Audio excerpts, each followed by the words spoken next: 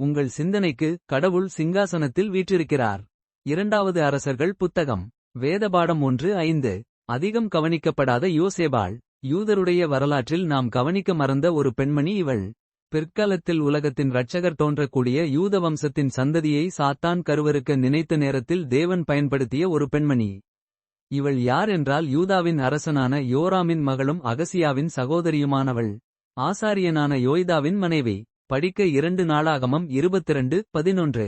இவள் அத்தாலியாளின் மகள் அல்ல, யோராமின் இன்னொரு மனைவி மூலமாக பிறந்த மகள் என்று கருதப்படுகிறது. இவள் கடவுளுக்கு பயந்த ஒரு பெண்மணி. தாவீதின் இனத்துக்கு வரக்கூடிய ஆபத்தை முன்னறிந்து தக்க நேரத்தில் தைரியமாக செயல்பட்டவள்.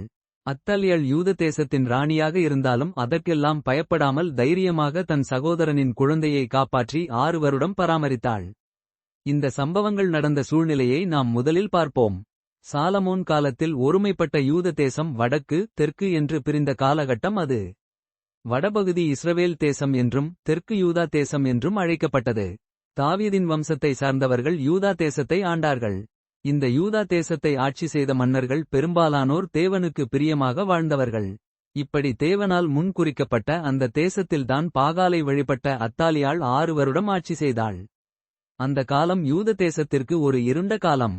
தேவனால் முன்குறிக்கப்பட்ட ஒரு தேசத்தை எப்படி அத்தாலியாள் ஆட்சிக்கு வருவதை தேவன் அனுமதித்தார் என்று கேட்கலாம். நம் தேவன் எப்பொழுதும் சிங்காசனத்தில் வீற்றிருப்பவர். அரசர்களை தள்ளி தமக்கு பிரியமான அரசர்களை சிங்காசனத்தில் ஏற்றுவார். சில நேரங்களில் அத்தாலியாள் போன்றவர்கள் தேசத்தில் ஆட்சி புரிந்தாலும் அவர்களும் தேவனுடைய ஆளுகைக்கு உட்பட்டவர்களே. இந்த சத்தியத்தை நாம் உணர வேண்டும். இந்த உலகத்தில் கடவுளுடைய கரங்களை மீறி போய்விட்டது என்கிற எந்த நிகழ்வும் கிடையாது. இப்படிப்பட்ட சூழ்நிலையில்தான் கடவுள் யோசேபாளை பயன்படுத்தி சாத்தானுடைய சதித்திட்டத்தை தகர்த்தார். இன்றைக்கும் நம்முடைய தேசத்தில் யோசேபாள் போன்றவர்களும் அவளுக்கு உதவியாக இருந்த அவளுடைய கணவன் யோய்தா போன்ற விசுவாச வீரர்களும் தேசத்தில் இருக்கிறார்கள். கடவுள் நம் தேசத்தின் மீது கொண்டுள்ள திட்டத்தை நோக்கத்தை தற்கால அத்தாலியாக்கள் தடுக்க முடியாது.